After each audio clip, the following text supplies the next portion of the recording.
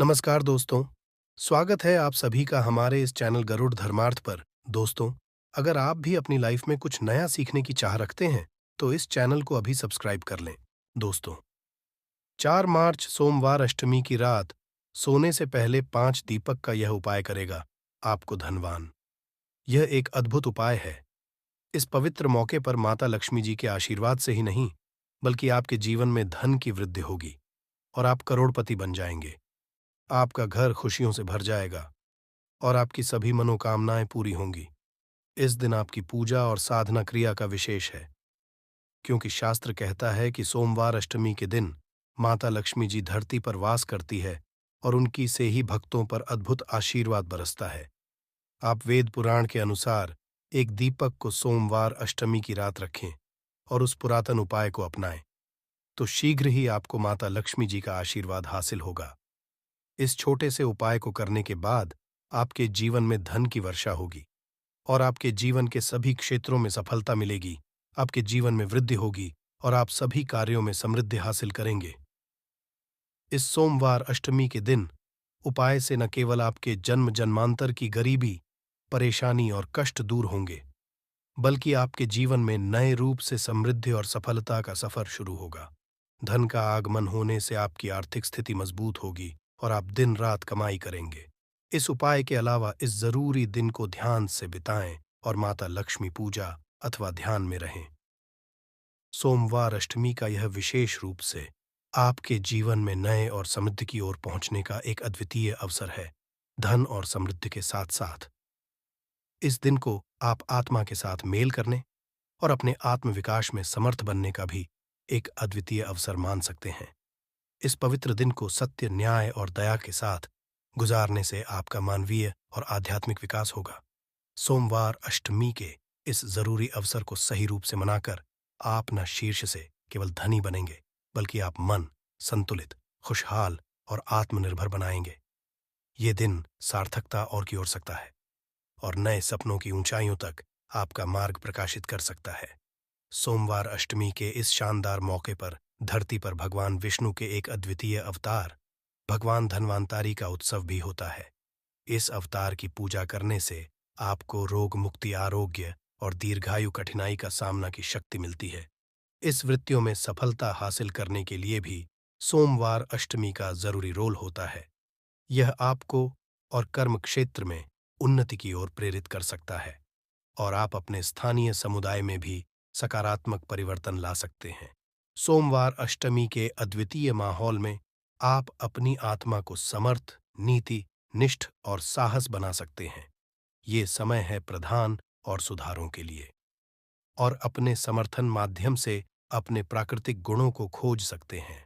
सारी शक्ति, समृद्धि और आत्मविकास के साथ इस सोमवार को एक सांस्कृतिक, आध्यात्मिक और आर्थिक रूप से समृद्धि और सफलता का नया आरंभ बनाए। सोमवार अष्टमी पर कई दुर्लभ संयोग बन रहे हैं। ऐसे में इन 2 जगहों पर चुपचाप 2 दीपक जलाकर छोड़ दें। इससे मृत्युदंड, पितृदोष, महाकाल, सर्पदोष, नजर दोष, शनि राहु सब कुछ होगा। खत्म किस्मत 4 चांद, महालक्ष्मी दौड़ी चली आएंगी, कंगाल भी होंगे। धनी दोष, तो आज हम आपको बताएंगे दीपक जलाने के ज्यादा फायदे आपको अपने जीवन में मिलते हैं और किस तरह आपको दीपक जलाना चाहिए, कौन सी दिशा में, जिससे आप बहुत ज्यादा तरक्की हासिल कर सकें और अपने जीवन में सभी बाधाओं को खत्म कर सकें। सबसे पहली बात तो आपको ध्यान में रखनी चाहिए कि अपने घर के मंदिर में रोजा आपको जलाना चाहिए। कभी भी ऐसा चाहिए कि आपने दीपक ना जलाया हो, क्योंकि घर के रोजाना दीपक जलाना बहुत ही जरूरी होता है। इसी से आपके घर से नेगेटिव एनर्जी बाहर निकलती है। यदि आप कोई भी दीपक नहीं जलाते हैं घर के मंदिर में या फिर अपने घर में शाम के समय, तो इससे आपके घर का वातावरण बहुत ज्यादा नेगेटिव तो होता ही है। आपके घर की परेशानी भी बहुत ही ज्यादा बढ़ने लगती है। घर का जो होता है उसे बहुत ज्यादा करनी पड़ती है। इसकी वजह से डिप्रेशन और टेंशन में घर का मुखिया फूट जाता है। शाम का हिंदू धर्म में ज्यादा जरूरी समझा जाता है और जो लोग शाम के समय का दीपक या फिर तिल का दीपिका अपने घर में नहीं जलाते हैं, तो उनके घर में सदैव ही मुसीबत बनी रहती है। मत एक मुसीबत से निकलते हैं तो दूसरी मुसीबत में उससे पहले ही फंस जाते हैं और सदैव ही धन की समस्या, परेशानियां बढ़ती रहती हैं।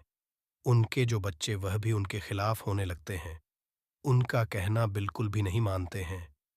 इसी तरह घर का माहौल ही दुखपूर्ण होने लगता है। काफी लोग इन चीजों को मानते भी हैं, परंतु जानते हुए भी उपाय नहीं कर पाते हैं और भूल जाते हैं। उन्हें इन चीजों से होने वाले नुकसान के बारे में पता नहीं होता है। रोजाना आपको एक घी का दीपक या फिर तेल का दीपक जलाना बहुत ही जरूरी होता। आप नहीं जला सकते तो कोई और व्यक्ति भी आपके घर में दीपक जला सकता है, परंतु रोजाना दीपक जलाना बहुत ही होता है। इसी से आपकी सब नेगेटिव एनर्जी आपके घर से सदैव बाहर रहती है। दोस्त, और शाम का समय ऐसा होता है जिस समय नकारात्मक ऊर्जाएं बहुत ही ज्यादा प्रबल होती हैं और आपके घर में प्रवेश कर जाती है। ऐसे में यदि आप घर में या घर के मंदिर में दीपक नहीं जलाते हैं तो नेगेटिव एनर्जी बहुत ही ज्यादा परेशान करती है। आपके सब आम बिगाड़ने लगती है। सूरज डूब जाता है, उसी समय ये नेगेटिव बहुत ही ज्यादा प्रबल हो जाती है। उसी समय मुंह हाथ पैर धोकर दीपक जलाना चाहिए। यदि आप खुद नहीं कर सकते हैं तो कोई और व्यक्ति भी आपके लिए ऐसा कर सकता है। दोस्त, अब जिस घर में बहुत सारे लोग बीमार रहते हैं या फिर बीमारी कभी भी ठीक नहीं होती है, तो यह भी एक संकेत होता है कि आपके घर में बहुत ही ज्यादा नकारात्मक ऊर्जा है, जो परेशानी, बीमारियों को, मुसीबतों को बहुत ही ज्यादा बढ़ा रही है। सभी चीजों करने के लिए आपको अपने घर में जब सूरज ढल जाता है तो उस समय घी दीपक या फिर सरसों के तेल का या फिर तेल के तेल का दीपक भी पूर्व दिशा में आप जला सकते हैं। परंतु रोजाना इन चीजों को करना बहुत ही जरूरी है, तभी आपको इसके लाभ मिल पाते हैं।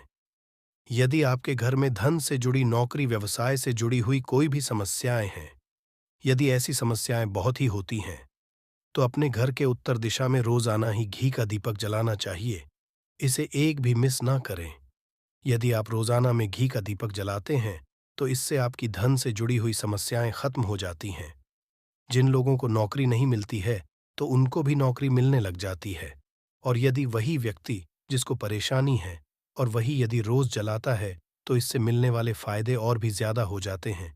शाम के घी का दीपक या फिर तेल का दीपक जलाना बहुत ही जरूरी होता है। आप कभी भी इन चीजों को नजरअंदाज ना किया करें, क्योंकि इन्हीं से परेशानियां होती हैं और आपको मुसीबतों का सामना करना पड़ सकता है। आपको यह जानकर हैरानी होगी कि जो भी घी का दीपक आप जलाते हैं उससे जो निकलने वाली ऊर्जाएं होती हैं वह आपके घर में जब फैलती है तो इससे घर का माहौल एकदम से सुखमय बनने लगता है, पॉजिटिव होने लगता है। घर के सभी लोग शांति से रहने हैं। इसी तरह से जो तेल का दीपक होता है, यह भी जब जलता है तो इससे आपके आसपास जितनी भी नकारात्मक ऊर्जाएं हैं वह खत्म है, क्योंकि इनको निकलने वाली जो ऊर्जाएं होती है, धुआं होता है, वो नेगेटिव एनर्जी को बाहर निकालता है और आपके आसपास की एनर्जी को पॉजिटिव बनाता है। ये बहुत ही जरूरी चीजें हैं शाम के समय। कभी भी आप इन चीजों को कभी मिस ना किया ना करें, तभी आप अपने जीवन में सफलता पा सकते हैं और आपकी जितनी भी मनोकामनाएं हैं वो भी पूरी होती है। दोस्तों, हम अपने घर के घर पूजा पाठ करते हैं और मूर्ति आदि हैं। दोस्त, मूर्ति का क्या वो होता, आज हम आपको इस वीडियो के माध्यम से बताने वाले हैं। जिस घर के पूजा घर में एक साथ ये दो मूर्तियां होती हैं, वहां पर बनता राजयोग और दुनिया आपके कदमों में आ जाती है। कहने का तात्पर्य ये है कि आपको सर्वसुख हासिल हो जाता है, जिसकी आपने कल्पना की है, जिसकी आपने कामना मांगी है। दोस्त, घर के पूजा घर में हम पूजा करते हैं, पूजा पाठ कर हैं और पूजा पाठ के से कुछ चीजें देखने और मनाने आदि का प्रयत्न करते हैं ताकि हमें उस पूजा फल हासिल हो जाए और हम उसी अनुरूप घर के अंदर मूर्ति लगवा है ताकि हम उन देवी देवताओं का सुंदर मुख देख सके और उनका आशीर्वाद हासिल कर सके।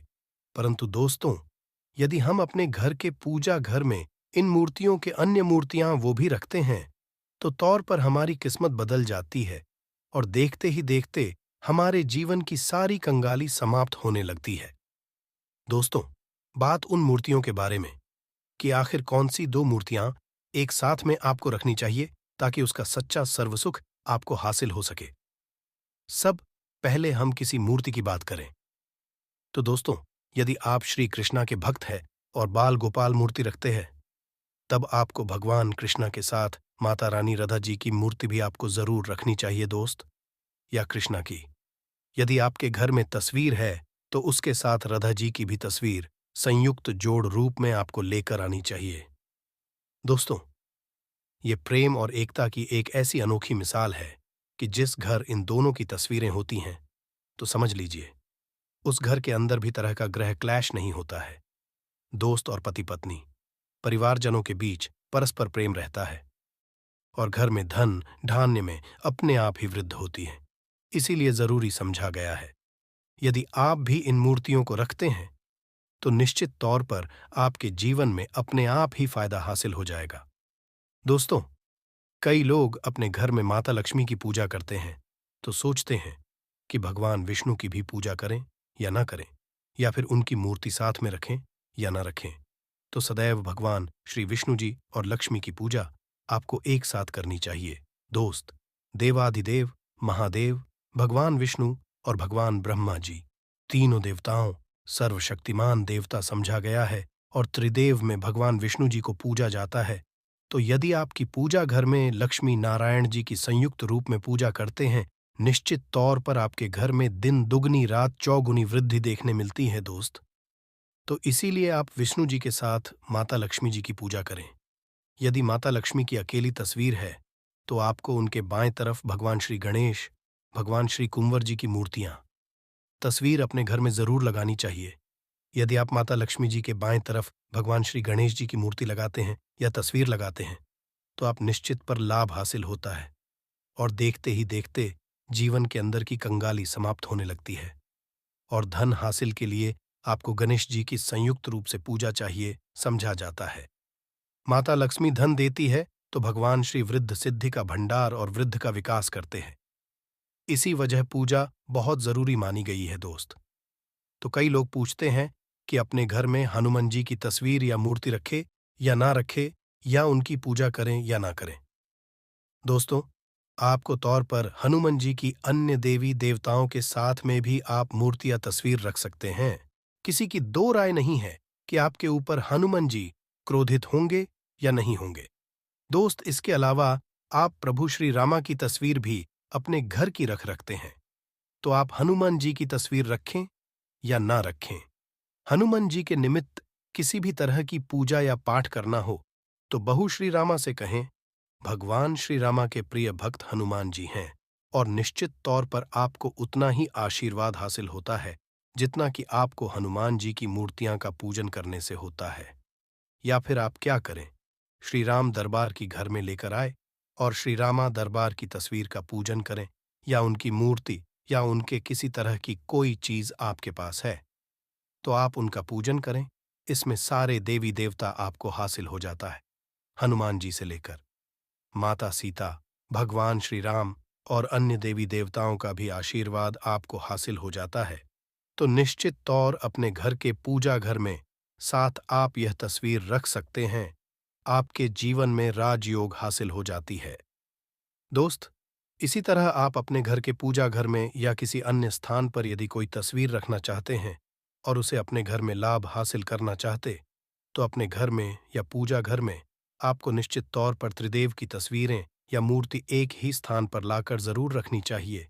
ब्रह्मा, विष्णु और महेश, इन तीनों की संयुक्त रूप से इनकी एक साथ अपने घर के मंदिर में या अपने घर में कहीं लाकर रख देनी चाहिए। समझा जाता है कि इन तीनों के एक साथ दर्शन करने मात्र से हमारे बड़े से बड़े विघ्न और बड़े से बड़े कष्ट ऐसे ही समाप्त हो जाते हैं।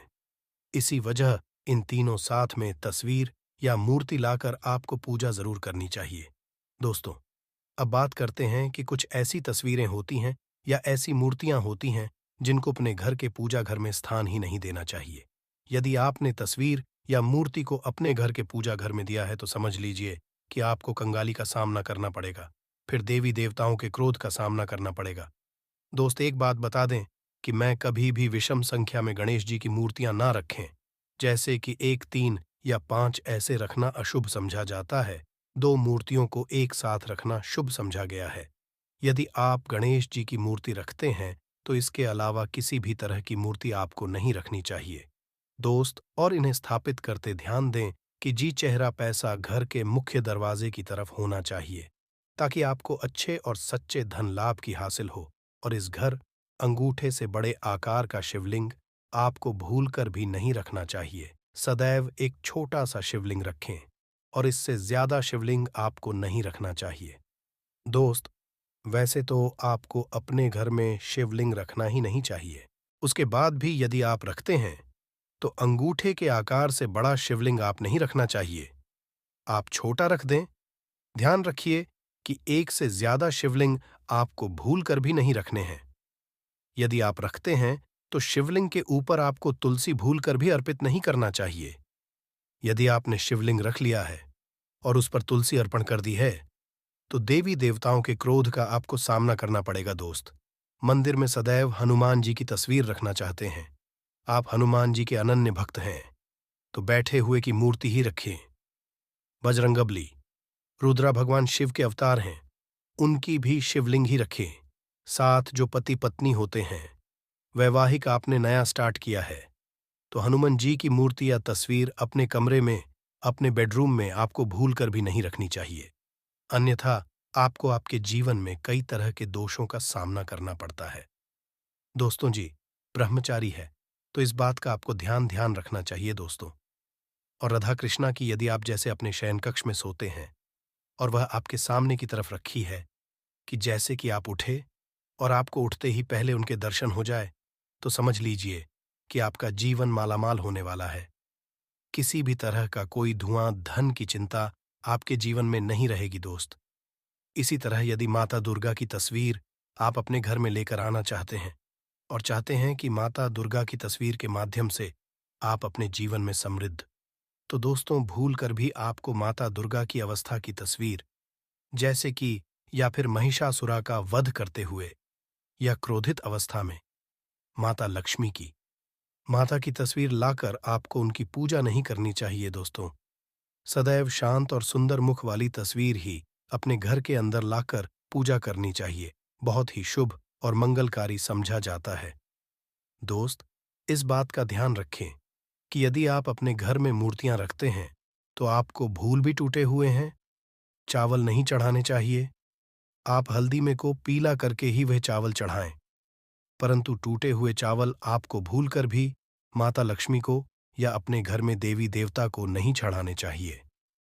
तो उस तरह इस बात का भी ध्यान रखें कि अपने घर के मृत परिजनों या पूर्वजों को मंदिर में स्थापित ना करें। ऐसा करना अशुभ समझा जाता है और यदि आप ऐसा लगातार कर रहे हैं तो निश्चित तौर पर आपके परिवार के ऊपर दोष लग सकता और पितरों का भी दोष लग सकता है। पूजा एक अलग होती है, घर के मंदिर में उनको स्थापित नहीं किया जाता है दोस्त। तो इसी तरह भगवान भैरव की तस्वीर या भगवान शियानी देव की राहु, केतु, इस तरह की अपने घर में ही नहीं लेनी चाहिए। प्रतीकात्मक रूप से आप घर के पानी रखने के स्थान पर उनकी पूजा कर सकते हैं, क्योंकि इनकी साधना तंत्र, मंत्र और विशेष महत्व द्वारा की जाती है। घर के अंदर आप इनकी पूजा पाठ आप नहीं कर सकते। इनकी पूज यदि किसी तरह की रह जाती है तो उनको बहुत ज्यादा क्रोध आ जाता है। इनके क्रोध का आपको सामना करना पड़ता है। इसी वजह से आपको इस तरह की या मूर्तियां अपने घर के अंदर नहीं रखना चाहिए। और जो पहले हमने आपको बताया, उस तरह की तस्वीर तो निश्चित तौर पर आप रख कर अपने जीवन में फायदा हासिल कर सकते हैं।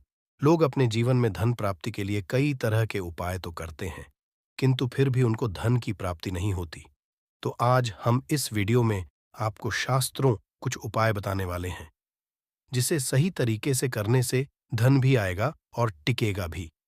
आपकी सभी परेशानियों को जड़ से खत्म करने के लिए एक उपाय बताएंगे, छोटा सा उपाय बताएंगे।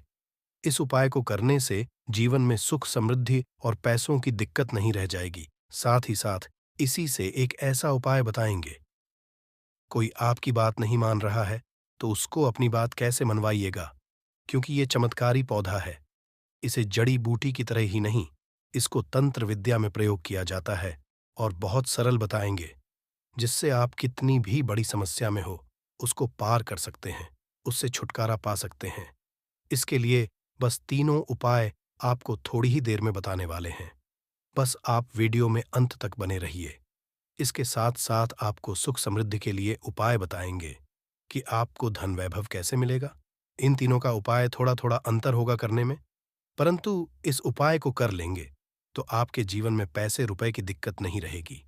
आप ये कहे हैं कि पैसे को ये चुंबक की तरह खींचता है। जी हाँ, सही सुना आपने। क्यों?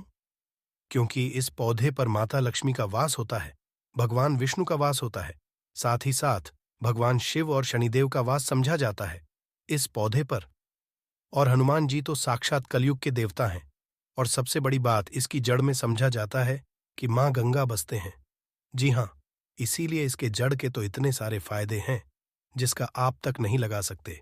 यदि किसी को संतान नहीं हो रहा है, दाम्पत्य जीवन में प्रॉब्लम आ रही है, आप बस इसकी जड़ को लीजिए और सुखा लीजिए और उसको जला दीजिए और इसकी राख को घी में मिला करके सेवन कराइए। महीने भर देखिए, उसको बच्चा होने के चांसेस जो है बढ़ जाएंगे। उनको जल्दी ही बच्चा हो जाता है। ये बहुत ही कमाल के औषधि के रूप में भी काम आता है।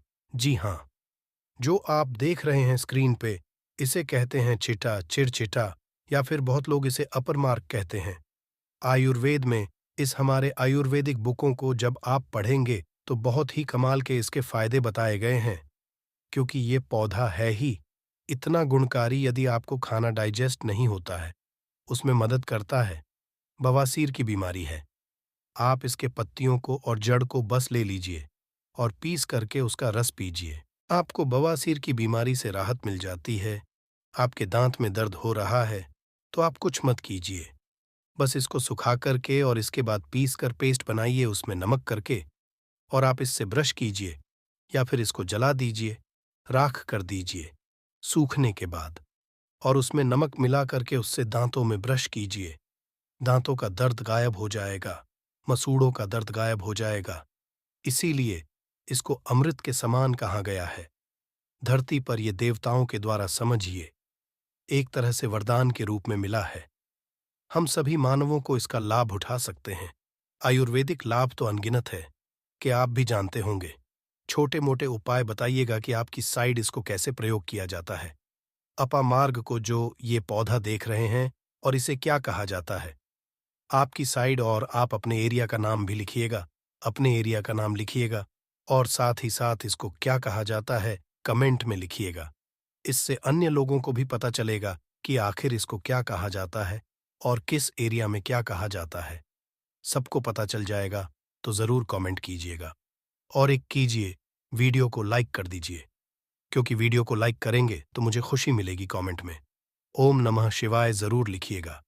क्यों, आगे हम आपको बताएंगे क्यों नम शिवाय का आपको जाप भी करना होगा, ये उपाय आपको बताएंगे।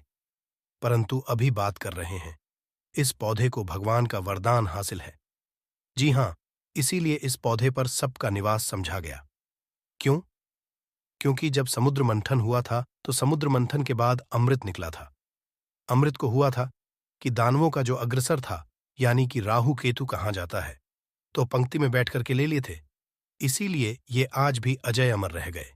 परंतु दानव लेकर के भागने लगे, देवता दानव लड़ने लगे जब अमृत कलश को लेने के लिए, तो उसी में से कुछ एक बूंदे जो है वो धरती पर गिरी थी। और ये समझा जाता है कि वो बूंदे जो है इसी पौधे पर गिरी थी। इसीलिए ये अमृत के समान हमारे जीवन में लाभ देता है। आप कुछ करे, इसको आयुर्वेद के रूप में भी केवल ले और इसका सेवन भी करे, तो आप देखेंगे कि आपके घर के पैसे की बहुत सारी समस्या को खत्म करेगा। क्योंकि घर से बीमारियों को खत्म कर देगा। बीमारियां खत्म होंगी तो आपको पैसे की बचत ऑटोमेटिक दिखने लगेगी। आप स्वस्थ रहेंगे, पुष्ट रहेंगे। आपके घर के लोग काम करेंगे, पैसे आप कमा सकेंगे। परंतु आपको आज इस वीडियो में हम चमत्कारिक टोटके बताने वाले हैं। 3 ऐसे बहुमूल्य उपाय बताएंगे जिनको करके आप जीवन में पैसे रुपए की दिक्कत है, घर में कोई बहुत बीमार रहता है, बीमारी से परेशान हो गए हैं, तंग आ गए हैं, गरीबी से कर्ज है, आपको समझ नहीं आ रहा है क्या करना है, तो आपके लिए ये रास्ता बहुत ही कारगर होगा। सबसे पहले आपको बताते हैं तंत्र विद्या में इसको कैसे प्रयोग करना है। वास्तुशास्त्र के अनुसार बताते हैं। जानते हैं, वास्तुशास्त्र ऐसा है जो पैसे के लिए बहुत महत्वपूर्ण होता है। अब आपके घर में दोष क्या है, ये आप नहीं जान सकते हैं, परंतु इसका एक छोटा सा उपाय करेंगे तो सबसे पहले तो घर का पूरा वास्तु जो है सही हो जाएगा, वास्तु दोष दूर हो जाएगा। कैसे दूर होगा?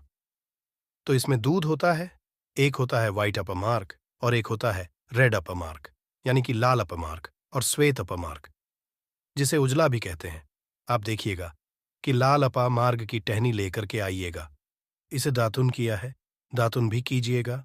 आपके दांत सही रहेंगे और सबसे बड़ी बात क्या होगी, इससे व्यक्ति को वॉक सिद्धि हासिल होती है। वॉक सिद्ध क्या होता है, आप सोच रहे होंगे, तो आप जो कहेंगे मुख से वही सच हो जाता है। जी हाँ, इसी को वॉक सिद्धि है। इस पौधे में अमृत अवस्था है। इससे जो भी दातुन करते हैं, आप देखते होंगे। आप नॉर्थ इंडिया में जाइएगा तो एक त्योहार होता है जिसे जितिया कहा जाता है। उसमें औरतें जो हैं, इसी से उस दिन दातुन करती हैं। परंतु वैसे भी इससे करना चाहिए सभी को, क्योंकि इससे अगर आप सप्ताह में एक दिन भी करेंगे तो आपको बहुत लाभ होगा। आपके हेल्थ को भी बहुत लाभ होगा, दांतों को बहुत लाभ होगा और साथ साथ वॉक सिद्धि आती है। रेगुलर कीजिएगा तो जिससे कि आप कहेंगे वो सत्य हो जाता है। इसके अलावा अपामार्ग की जड़ को आप अगहन महीने की पूर्णिमा तिथि के दिन ध्यान से सुनिएगा। अपामार्ग की जड़ को, इसके जो जड़ होती है, उसको अगहन महीने की पूर्णिमा तिथि के दिन क्या करना है, सुबह सुबह में विधिपूर्वक आपको पंचोपचार पूजन करना है, यानी इसका पूजन करना है और इसे मंत्रों से अभिमंत्रित करना है और हाथ में इसको बांध लेना है। इससे क्या होगा, आपके जीवन में भी बड़ी से बड़ी समस्या है, वो जड़ से खत्म हो जाएगी। मंत्र क्या बोलना है, आपको इसको अभिमंत्रित क्या करना है, बोलना है ओम। इस मंत्र का, शिव जी के मंत्र का आपको जाप करना है और मन में ध्यान है आपको भगवान शिव का। इसीलिए कहा मैंने कि शिव जी का नाम ले लीजिए, मन में स्मरण कर लीजिए, या परेशानियों को दूर कर देंगे। भगवान शिव तो एक बार प्रेम से शिव जी का नाम आंख बंद करके लीजिए और मन में लेने के साथ साथ कमेंट में भी एक बार ओम नमः शिवाय जरूर लिखिए। भगवान शिव का नाम लेने से जीवन में मंगल ही मंगल और कल्याण ही कल्याण होता है। बोलिए हर हर महादेव। दूसरा उपाय बताते हैं आपको मार्ग का। अभी आपने रेड का सुना, यानी कि लाल वाला जो अपामार्ग होता है उसका सुना। आपने अब श्वेत का सुनिए, यानी कि वाले का कैसे उपयोग करेंगे। तो आपको घर में इसे लगा करके सही जगह रखना है। इससे क्या होगा, सुख समृद्धि की प्राप्ति होगी। इसके अलावा वास्तुशास्त्र के अनुसार बात करें तो संतान प्राप्ति के लिए श्वेत मार्ग का पौधा बहुत अच्छा होता है। इसको जलाकर के इसकी भस्म को गाय के घी के साथ मिलाकर सेवन कीजिए। आपको बहुत जल्द आपका बच्चा होगा। अगर किसी को बच्चा होने में दिक्कत हो रही है तो ये श्वेत मार्ग की जड़ को ले आइएगा। श्वेत अप्पा मार्ग को, इसको सुखा करके इसको जला दीजिएगा। और इसके बाद क्या करना है, जलाने के बाद आपको इसकी राख का प्रयोग करना है। कमाल का लाभ आप देखेंगे कि आप चकित रह जाएंगे कि इतने लाभ है इसके, क्योंकि ये अमृत के समान है धरती पर। जी हाँ, और अगला उपाय जो है सबसे महत्वपूर्ण उपाय है। इसको करने एक बार भगवान शिव का नाम जरूर लीजिए और मन में मां लक्ष्मी का नाम लीजिए। जी हाँ, माता लक्ष्मी का नाम जरूर लीजिए। भगवान जो है उनकी अर्धांगिनी है। माता लक्ष्मी और भगवान विष्णु का भी वास होता है। इस पौधे पर भगवान विष्णु प्रसन्न हुए तो माता लक्ष्मी तो स्वतः ही घर पर आ जाते हैं। एक बार प्रेम से कमेंट में जरूर लिखिए, जय मां लक्ष्मी। जी हाँ, नहीं तो मन में तो बिल्कुल ध्यान कीजिए। अगर लिखेंगे तो मुझे खुशी होगी। जरूर लिखिए।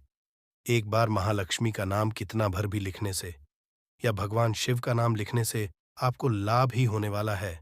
तो भगवान शिव का नाम जरूर लिखें और वीडियो को कर दीजिए। अब बात करते हैं कि इसकी अपा मार्ग की जड़ को पानी के साथ घिसिएगा। जी हाँ, क्या कीजिएगा, अपा मार्ग की जड़ को पानी के साथ घिसिएगा और जिस व्यक्ति को पिला दीजिएगा वो आपके वश में हो जाएगा। ऐसी इसमें शक्ति है कि वो आपकी बात मानने लगेगा। रविवार के दिन नक्षत्र में इस पौधे को जड़ सहित उखाड़ लाइएगा। क्या करना है, रविवार के दिन पुष्य नक्षत्र में इस पौधे को जड़ के साथ आपको उखाड़ करके लाना है। इसके बाद गर्भवती महिला की कमर पर मजबूत धागे से बांध देना है। ये जड़ सरलता और शीघ्रता का प्रभाव उत्पन्न करेगी, यानी कि उनको जो भी दिक्कतें होने वाली है उसको दूर कर देगी। अब मेन उपाय की बात कर लेते हैं कि अगर आपको जीवन में पैसे की दिक्कत है, रुपए पैसे दिक्कत है, तंगी है, तो ये उपाय बहुत ही गौर के साथ और ध्यान के साथ सुनिएगा आपको। इसकी पत्तियों का रस तो पीना ही है, इसकी जड़ का रस तो पीना ही। आधा चम्मच आप कोशिश कीजिए कि ला लीजिए और कोशिश कीजिए। 15 से 20 दिनों तक आप लगातार इसका सेवन कीजिए। आप खुद अपने जीवन में बदलाव देखेंगे। परंतु आपको उपाय क्या करना है, एक वो समझ लीजिए। सबसे पहले तो आपको जाकर के धूप बत्ती लाना है, यानी कि लाना है, पूजा का पूरा सामान लाना है। इसके बाद इसको कहीं से भी आप मार्ग को उखाड़ करके लाइएगा, जड़ से उखाड़िएगा। ध्यान रखिएगा, जड़ से उखाड़ने के बाद, लाने के बाद आप अपने घर के मंदिर में, चाहे वहां भगवान शिव हो या हनुबाला जी या माता रानी हो, जो भी है, परंतु ध्यान रहे भगवान शिव है या फिर माता लक्ष्मी के विष्णु भगवान हैं, तो बहुत अच्छी बात होगी। परंतु विष्णु भगवान की मूर्ति कम चांस रहता है कि घर में हो, फोटो होगा, तो उसको वहां पर रख लीजिएगा। इसके बाद क्या करना है, वहां पर बैठ करके आपको बस कुछ नहीं करना है, इस जड़ को रख देना है, धूप बत्ती जलाना है, भगवान शिव की पहले आराधना करनी है, अच्छे से माता लक्ष्मी की आराधना करनी है, मन में ध्यान करना है, पूजा करना है, माता लक्ष्मी का पूर्णतः ध्यान करना है। इसके बाद क्या करना है, पहले अपनी गलतियों को बोल देना है कि हे भगवान, मैं कुछ जानता नहीं, मैं अबूझ हूं, मुझे ज्ञान नहीं है, मुझसे जो भी गलतियां जाने अनजाने हुई हो, इस धरती पर उन सभी से हमें बरी करें, क्षमा करें। मैं कोशिश करूंगा कि आगे से ऐसी गलतियां ना हो, मैं अपने जीवन में सही कार्य करने की कोशिश करूंगा। इसके बाद ईश्वर से कहिए, हे ईश्वर, हे महादेव जी, मेरे जीवन जो भी क्लेश है, जो भी दिक्कतें हैं, पैसे रुपए की तंगी है, वो मेरी दूर कर दीजिए, परेशानी को दूर कीजिए, भाव से पार कीजिए। हे प्रभु, आप मुझ पर कृपा बनाए रखिए। आप देखेंगे कि सरलता के साथ सरल हृदय है हमारे भगवान शिव भोलेनाथ जी, आपके जीवन से परेशानियों को दूर कर देंगे, जड़ से मिटा देंगे। परेशानियों को, घर में पैसे की, रुपए की तंगी जो है, क्लेश जो है, ये होगा नहीं, ये सब दूर हो जाएगा और मैं आपके उमंग आएगा, खंडुशी आएगी। इसके साथ साथ अगर आप चाहते हैं कि लक्ष्मी प्राप्ति हो, तो क्या कीजिएगा, छोटा उपाय एक और कीजिएगा। ये जो जड़ आपने वहां पर रखा है, चढ़ाया है, इसकी जड़ को काट लीजिएगा थोड़ा सा, और इसके बाद इस जड़ को आपको क्या करना है, तिजोरी में ले जाकर के रख देना है। थोड़ी सी जड़ को आपको जहां पर पैसा रुपया होता है, वहां पर रख देना है। और इसके साथ एक उपाय क्या करना है, देखिए उपाय इसके बहुत सारे होते हैं, परंतु अभी बस पैसे के लिए हम आपको ये वाला ला रहे हैं।